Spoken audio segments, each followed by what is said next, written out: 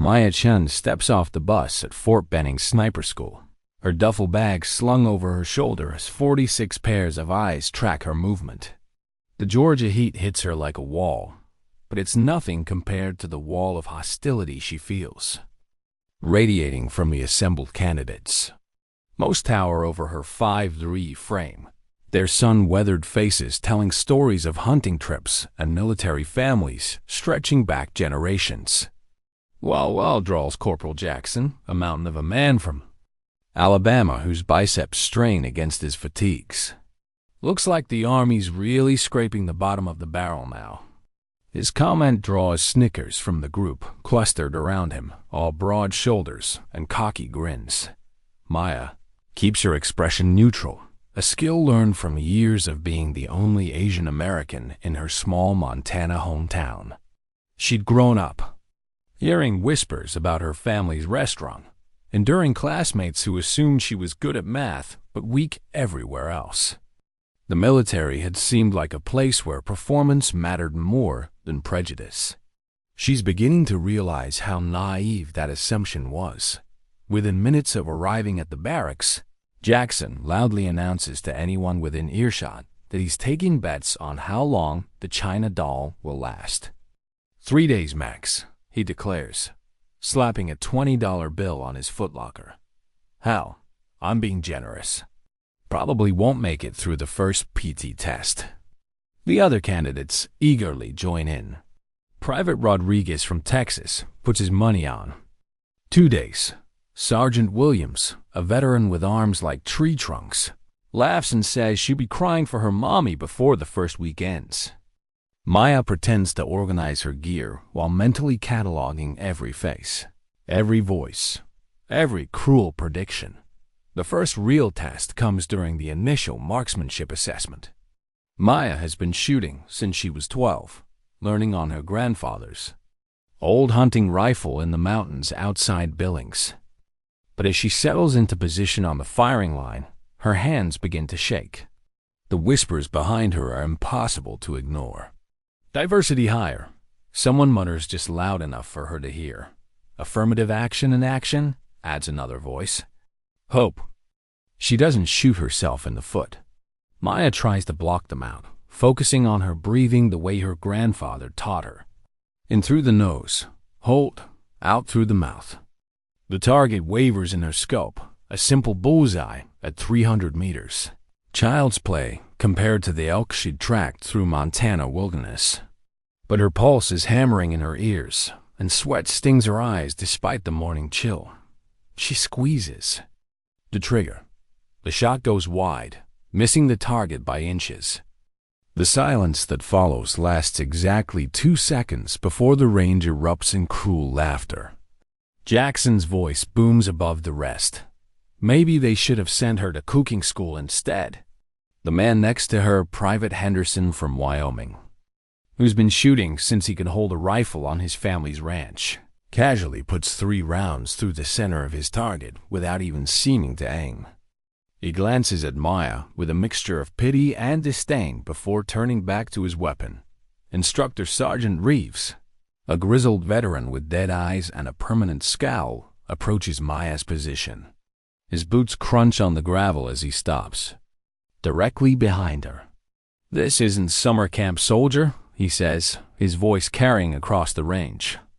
"This is the most elite marksmanship program in the United States military.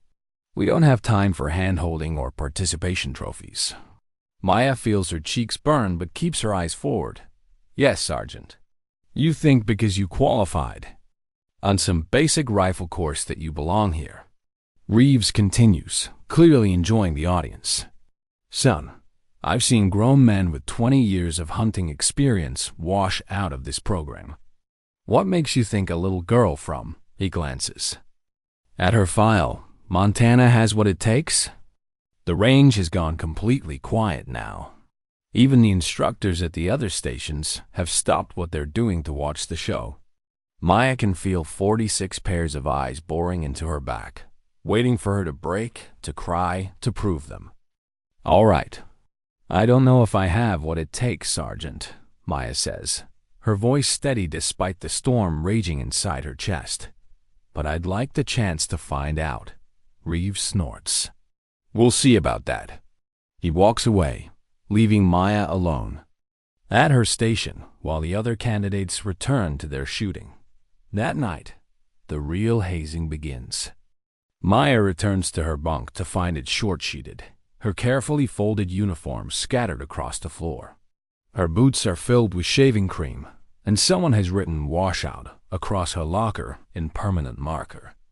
The barracks falls, silent when she enters, but she can feel the smirks and satisfied grins following her every movement as she quietly cleans the mess and remakes her bed. Maya thinks about her grandfather's words from the day she left for basic training. The mountain doesn't care if you're tired, cold, or scared.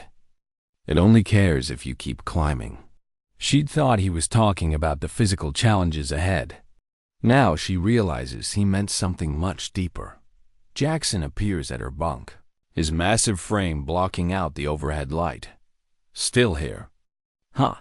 He leans against the metal frame, making it creak ominously. "Don't worry, sweetheart. Tomorrow's the real test. Physical training starts at 0500. Hope you've been doing your push-ups." Maya looks up at him, her dark eyes steady and unblinking. "I'll be there." "We'll see." Jackson grins, but something in her tone makes his smile falter slightly. "We'll see." The alarm screams at 0430, but Maya is already awake, staring at the ceiling and listening to the symphony of snores around her. She's been up since 0300, her mind racing through every possible scenario for the day ahead. The physical training test looms like a storm cloud, and she knows the failure here will give them all the ammunition they need to drive her out. The obstacle course is a beast designed to break spirits as much as bodies. Maya watches the first group tackle it, noting how Jackson powers through like a freight train, his massive frame bulldozing over barriers that would challenge smaller candidates. When her turn comes, she approaches the first obstacle, a 12-foot wall with calculated precision rather than brute force. While others try to muscle their way up, she uses her rock climbing experience from Montana's peaks, finding handholds and leverage points that bigger candidates miss. "Look at her go," someone calls out mockingly, "like a little spider monkey." Maya ignores the taunts and focuses on efficiency over speed. She completes the course in the middle of the pack. Not spectacular, but respectable. More importantly, she finishes while 3 larger candidates don't, including Rodriguez, who tears his ACL on the rope climb, but her small victory is short-lived. During weapons maintenance that afternoon, she discovers her rifle's firing pin has been filed down just enough to cause misfires. The sabotage is subtle, professional, the work of someone who knows weapons intimately. Maya says nothing, spending her evening quietly repairing the damage with tools borrowed from the motor pool. Week 3 brings the dreaded stalk and shoot exercise, the make-or-break test that separates true snipers from mere marksmen. Candidates must infiltrate to within 200 meters of an observation post, remain undetected for 6 hours, then take a single shot at a target before exfiltrating without being spotted. Maya begins her approach at 0200, moving through the Georgia swampland like a ghost. Her grandfather had taught her to hunt in terrain far more challenging than this, and Montana mountains where a single misstep could mean death. Here, the worst she faces are mosquitoes, snakes, and the crushing humidity that turns her ghillie suit into a portable sauna. She spends 12 hours in position, motionless as a fallen log while insects feast on any exposed skin. Through her scope, she watches the observation post, noting the guards' patterns, their blind spots, the exact moment when the target will be most vulnerable. Other candidates have already been spotted and eliminated. She's heard the sharp whistle. That signals discovery, echoing through the swamp at regular intervals. Finally, her moment arrives. The target appears in her crosshairs, a perfect silhouette against the afternoon sky. Maya controls her breathing, feels her heartbeat slow too. A steady rhythm, and gently squeezes the trigger. Nothing. The rifle clicks uselessly. Maya's blood turns to ice as she realizes what's happened. Someone has loosened her scope mount just enough to throw off her zero. The shot goes wide, missing the target completely. Through her earpiece, she hears the range safety officer's voice. Candidate Chen, you are eliminated. Report to the extraction point. The trudge back to base feels like a death march. Covered in mud, mosquito bites, and the bitter taste of failure, Maya passes other candidates who don't even try to hide their satisfaction. Jackson actually applauds as she walks by, his slow clap echoing through the humid air.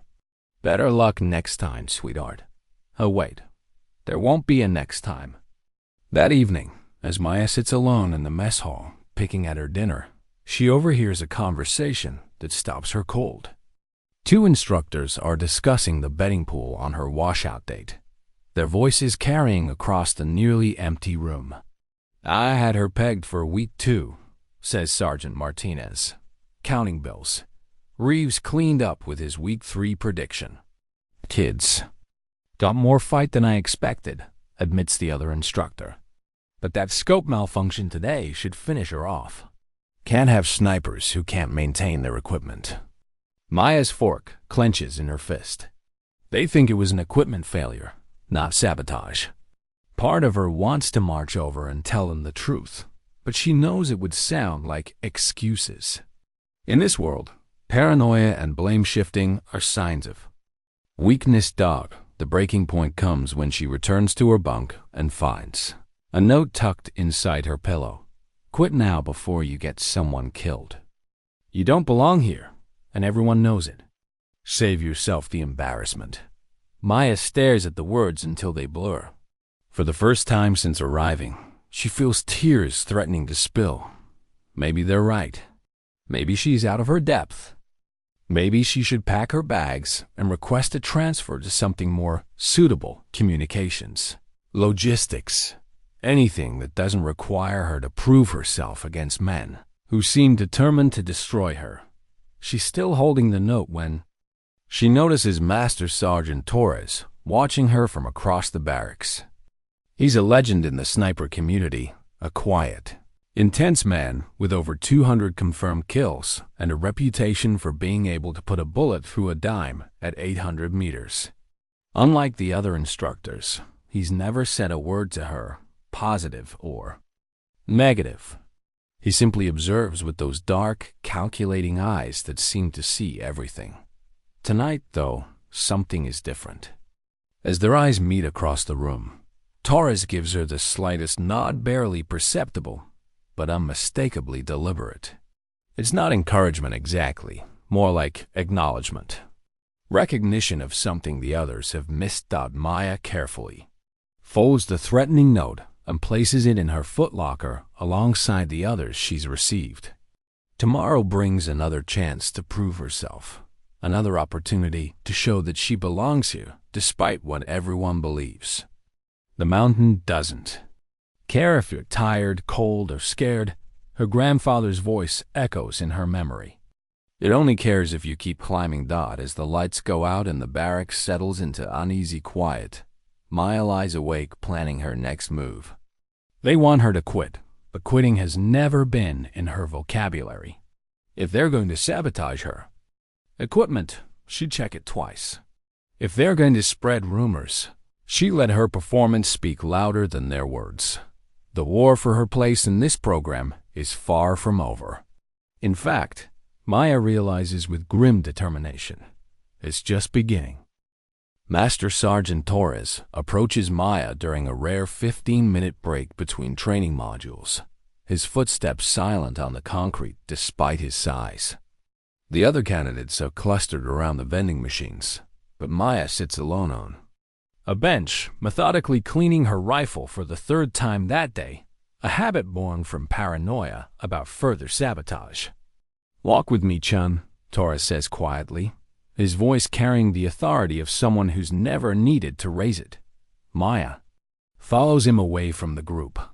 past the administrative buildings to a small maintenance shed behind the motor pool.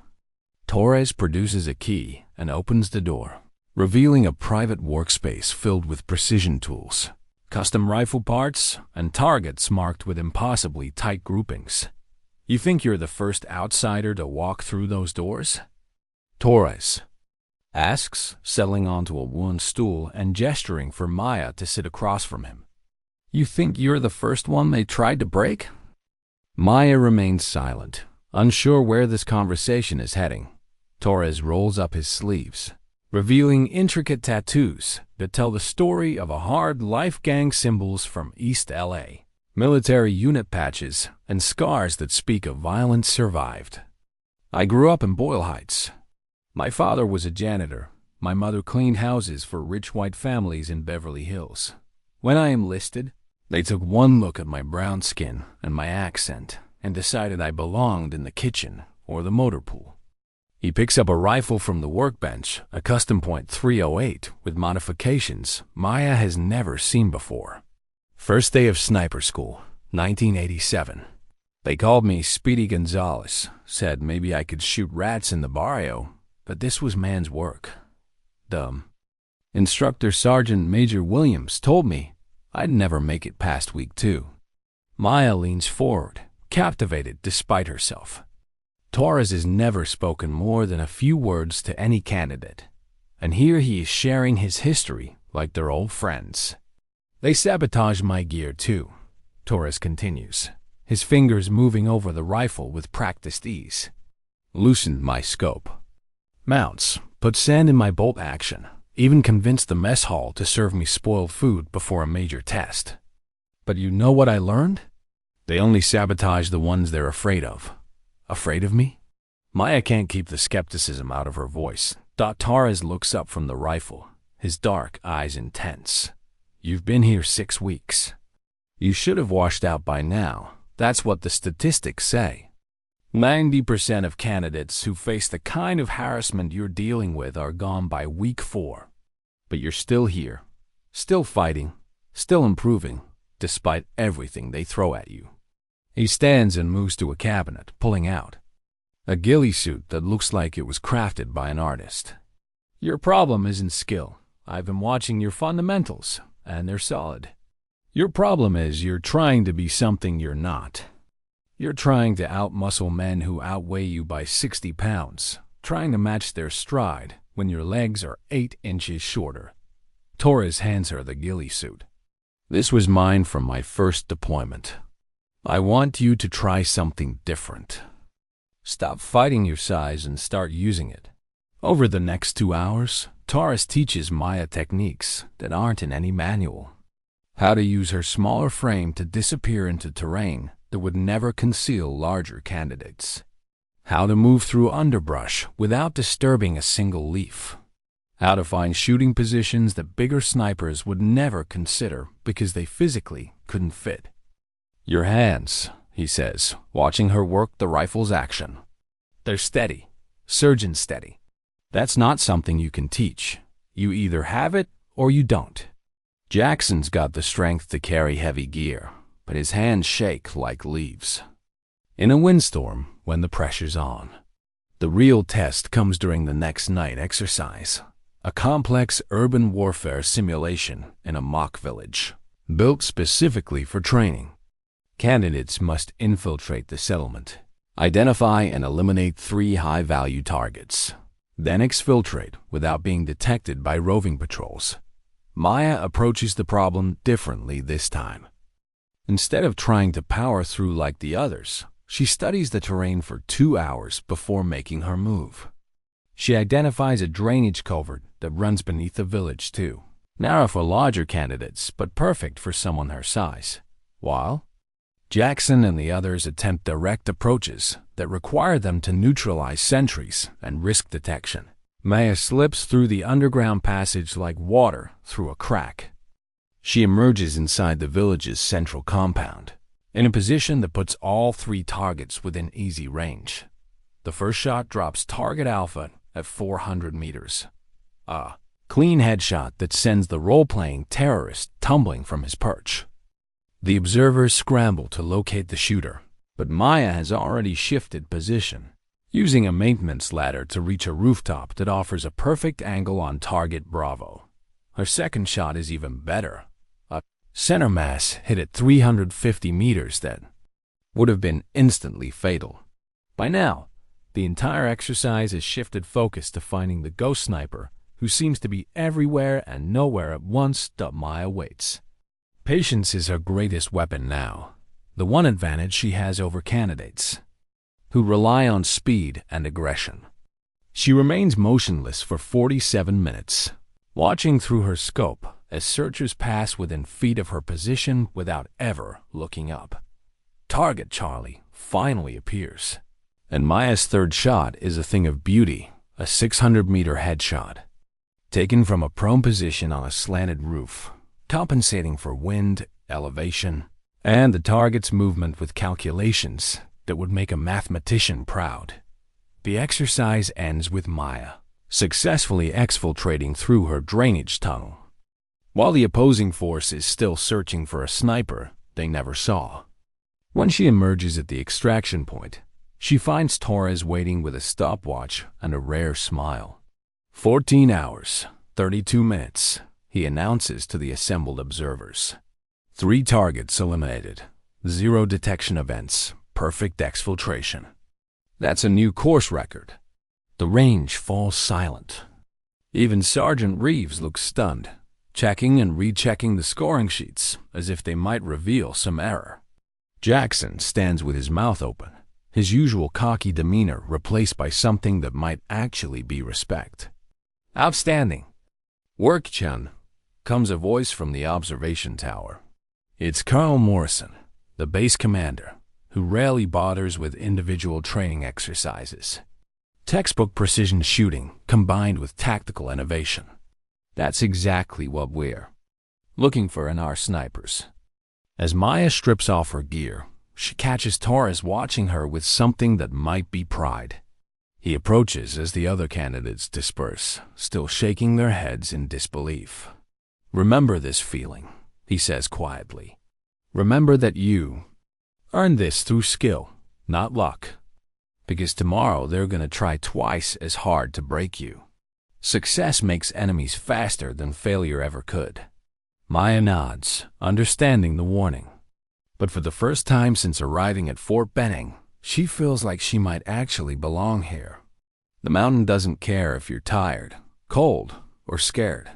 But sometimes, if you're smart enough and stubborn enough, you can find a path that others missed entirely. The real test isn't whether she can survive their attempts to destroy her. The real test is whether she can do it while becoming the sniper she was meant to be. The C-130 transport plane shudders as it descends through Syrian airspace, its cargo hold packed with nervous soldiers and the metallic smell of fierce sweat. Maya checks her rifle for the 100th time, running her fingers over the custom modifications Torres helped her install during her final weeks at Fort Benning. She graduated in the top 10% of her class, a fact that still seems surreal 6 months later. Staff Sergeant Williams, our new spotter, leans over and shouts above the engine noise. First deployment? When Maya nods, he grins. Don't worry, Chun. Most of these ISIS bastards couldn't hit the broadside of a barn. Just remember your training, and you'll be fine. Maya wishes she shared his confidence. The 75th Ranger Regiment doesn't deploy snipers for easy targets. Intelligence reports indicate they're heading into a hornet's nest, a region where American forces have been taking heavy casualties from enemy snipers who know the terrain like their own backyard. The forward operating base is a collection of prefab buildings and concrete barriers carved out of the desert, surrounded by razor wire and the constant hum of generators. Maya's first week passes in a blur of patrol briefings, equipment checks, and the gradual realization that everything she learned in training was just preparation for this moment. Her unit commander, Captain Rodriguez, assigns her to Overwatch duty for routine patrols, the military equivalent of training wheels. I know you're eager to prove yourself, Chun, he says during her first briefing. "But I need you to get comfortable with the environment before we put you in anything too hot." Maya bites back her frustration. She didn't endure months of harassment and sabotage just to babysit routine supply runs.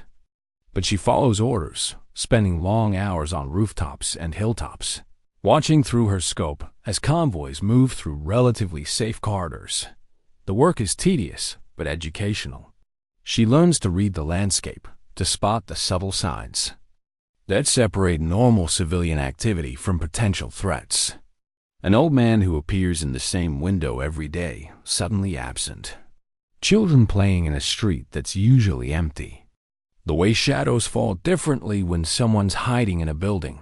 Her first real test comes during her third week when her unit is tasked with escorting a convoy of medical supplies to a remote village. Intelligence suggests the route is clear.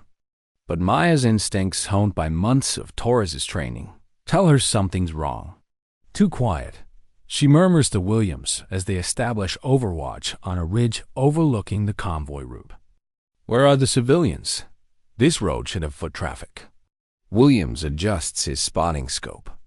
"Maybe they know something we don't." Maya's radio crackles. "Overwatch, this is Convoy Actual. We're approaching Checkpoint Alpha. All clear on your end?"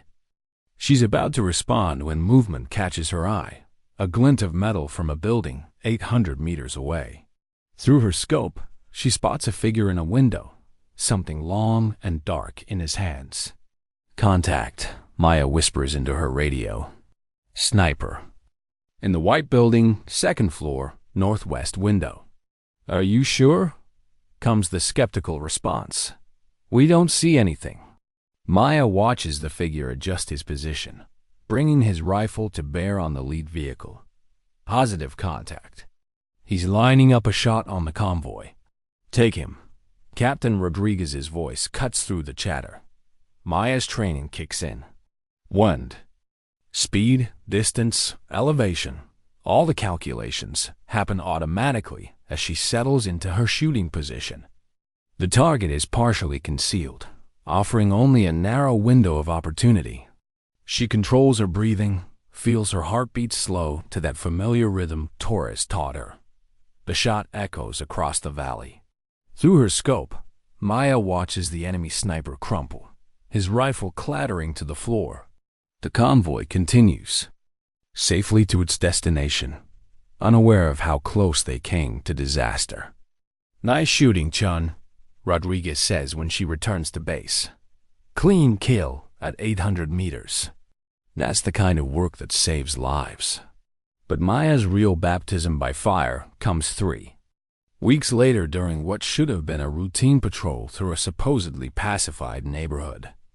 Her unit is moving through narrow streets when the world explodes into chaos. The ambush is perfectly coordinated. IEDs detonate simultaneously at both ends of the street, trapping the patrol in a kill zone while enemy fighters pour automatic weapons fire from rooftops and windows. Within seconds, 3 Rangers are down, including the medic.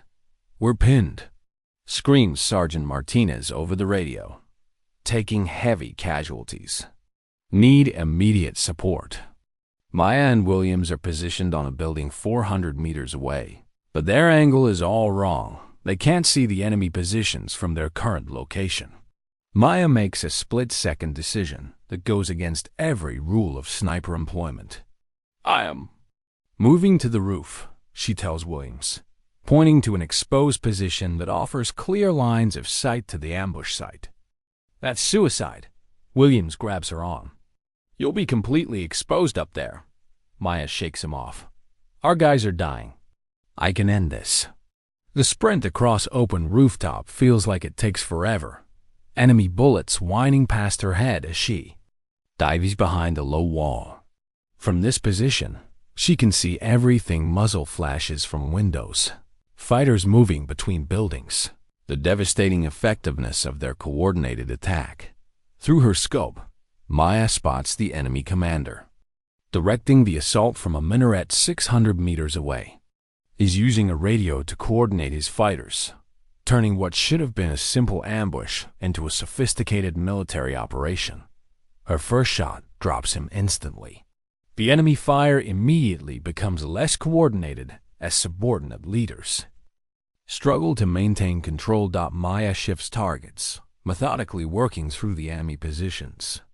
A machine gunner on a rooftop, a sniper in a bell tower, an RPG team preparing to finish off the trap patrol. Each shot is precise, calculated, devastating. Unknown sniper, this is command. Her radio crackles. Outstanding work. Can you identify yourself?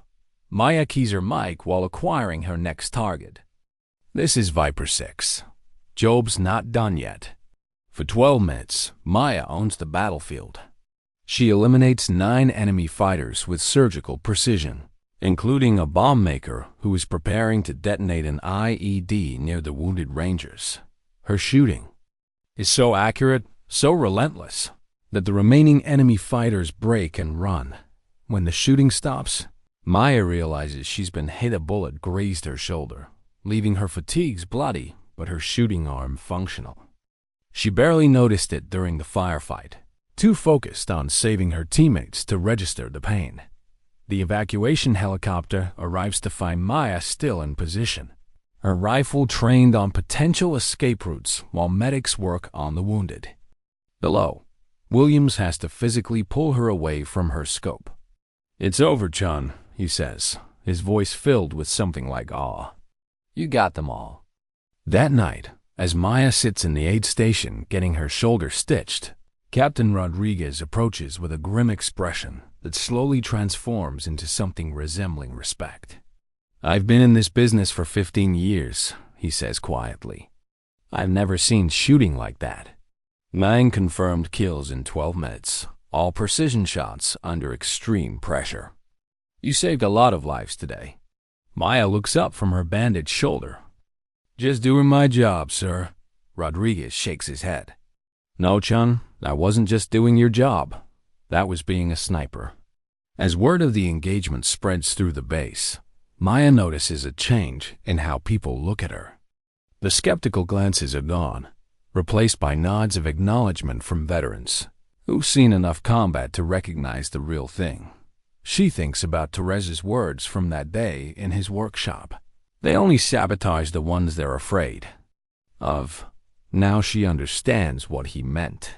Fear and respect are often separated by nothing more than a single moment when everything depends on your ability to make the shot that matters. Maya has made that shot 9 times in 12 minutes.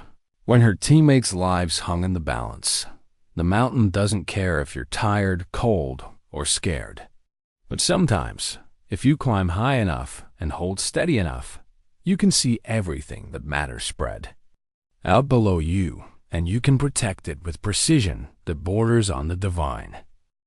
The C-17 transport touches down at Dover Air Force Base on a gray October morning, carrying Maya and the remnants of her unit home after 18 months in the Syrian desert. As she walks down the ramp with her rifle case slung over her shoulder, Maya catches her reflection in the aircraft's polished surface. The same small frame, but something fundamental has changed in her eyes. They hold the weight of 67 confirmed kills, each one a story of split-second decisions that meant the difference between life and death for her teammates. The homecoming ceremony is a blur of flags, speeches, and families reuniting with their soldiers. Maya stands at attention as Colonel Morrison reads the citation for her. Silver Star, the 3rd highest combat decoration in the Army, awarded for her actions during the ambush that saved 12 Rangers' lives. The medal feels heavier than it should against her chest. Sergeant Chun's exceptional marksmanship and tactical acumen under extreme duress exemplify the highest traditions of the United States Army. Morrison's voice carries across the assembled crowd. Her actions directly resulted in the preservation of American lives and the successful completion of critical missions in a hostile environment. Maya's parents have flown in from Montana, her father's weathered hand shaking as he pins on her new rank insignia. Her grandfather would have been proud, she thinks, remembering his words about mountains and climbing. She's climbed higher than even he could have imagined. 3 weeks later, Maya receives an unexpected phone call. Master Sergeant Torres, now the senior instructor at Fort Benning Sniper School, wants her to return as a guest instructor for the annual Advanced Marksmanship course. We need someone who can show these new candidates what right looks like. He explains. Someone who's proven that skill matters more than size or background. Maya accepts, curious to see how the place that nearly broke her has changed, or if it has changed at all. Fort Benning looks exactly the same as she drives through the gates, but Maya feels like she's viewing it through different eyes. The ranges where she once struggled now seem smaller, less intimidating. The barracks where she endured months of harassment look like what they always were. Just buildings where scared young soldiers tried to prove themselves by tearing others. The current class of sniper candidates is gathered in the main briefing room when Maya enters. 43 faces turn toward her, and she immediately recognizes the familiar dynamics. The clusters of good old boys. The few women scattered throughout trying to look invisible. The minorities who've learned to keep their heads down and their mouths shut. Sergeant Reeves, now graying and wearing the stripes of a master sergeant, introduces her with obvious discomfort. This is Sergeant Chun, recently returned from deployment with the 75th Rangers. She'll be conducting today's advanced shooting demonstration. Maya notices how he avoids mentioning her combat record, her decorations, or the fact that she graduated from this very program despite his predictions of failure. Some things, apparently, never change. Before we head to the range, Maya says, her voice carrying the quiet authority of someone who's been tested under fire. I want to tell you about my first day here. I was told I didn't belong, that I was too small, too weak, too different to ever make it as a sniper. Some of you are probably hearing similar things right now. She scans the room, making eye contact with a young Hispanic woman in the back row who's trying to disappear into her seat. I want you to understand something. The people who tell you that you don't belong are usually the ones who are most afraid that you do. A demonstration on Range 7 is designed to showcase advanced techniques, but Maya has something else in mind. She sets up at the 1,000-meter line, a distance that challenges even experienced snipers and places a standard playing card against the target frame. The Ace of Spades, she announces to the assembled candidates and instructors.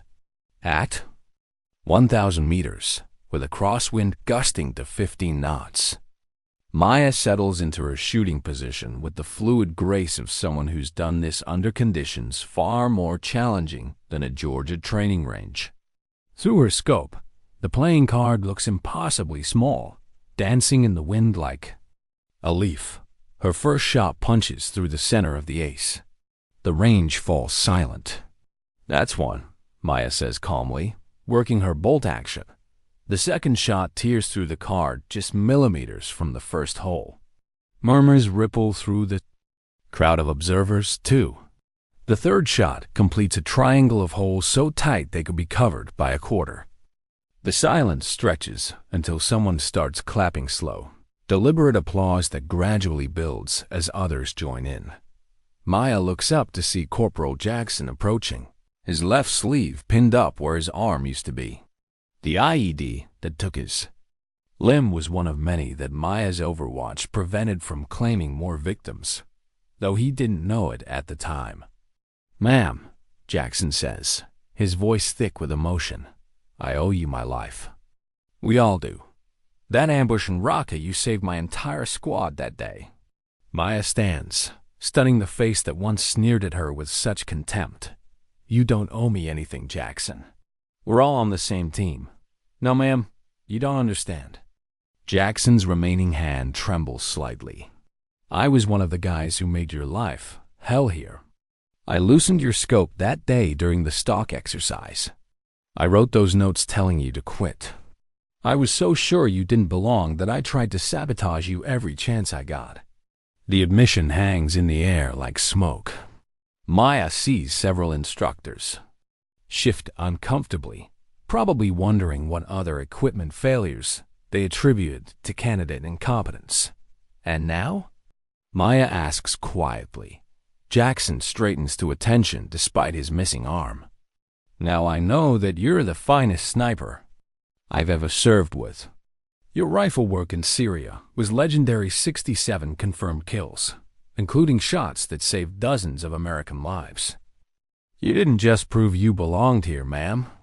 You proved you're better than any of us ever dreamed of being. Maya turns to address the assembled candidates, her voice carrying across the range with the authority of hard-won experience. The only thing that matters in this profession is the shot you take when everything depends on it. Not your size, not your background. Not what anyone thinks about whether you belong here. When your teammates are pinned down and dying, when the enemy has you in their crosshairs, when the mission hangs by a thread, that's when you discover who you really are. She gestures toward her rifle, its stock bearing 67 small notch marks that tell the story of her deployment. Each one of these represents a moment when training, skill, and determination mattered more than anything else. Some of you will earn marks like these. Others won't make it past next week. The difference isn't in your body or your background. It's in your willingness to keep climbing when everyone tells you the mountain is too high.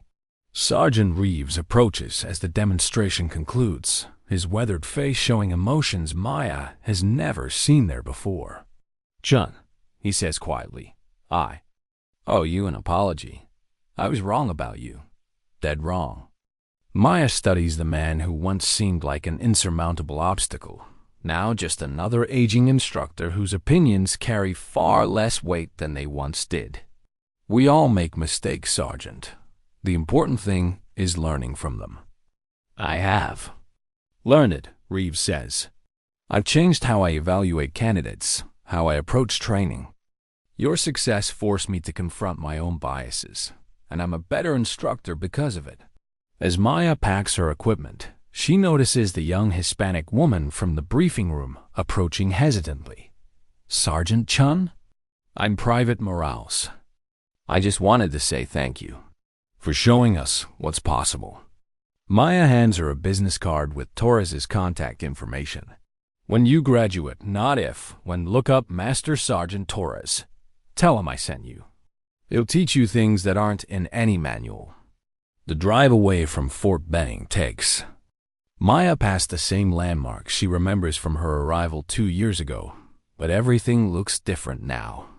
The obstacles that once seemed insurmountable appear smaller, more manageable.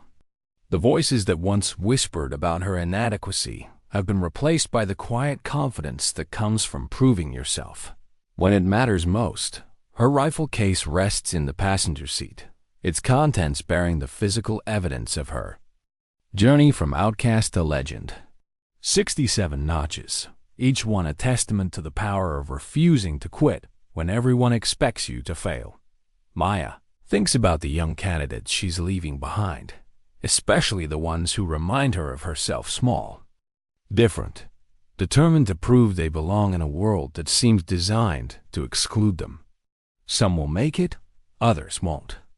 But now they know it's possible because they've seen someone who looked like them, who faced the same obstacles, who climbed the same mountain and planted her flag at the summit. The mountain doesn't care if you're tired, cold, or scared, but sometimes, if you're stubborn enough and skilled enough and refuse to accept anyone else's limitations, you can reach heights that even you didn't know were possible. And sometimes, just sometimes, you can look back down that mountain and show others the path you carved with your own hands, one precise shot at a time.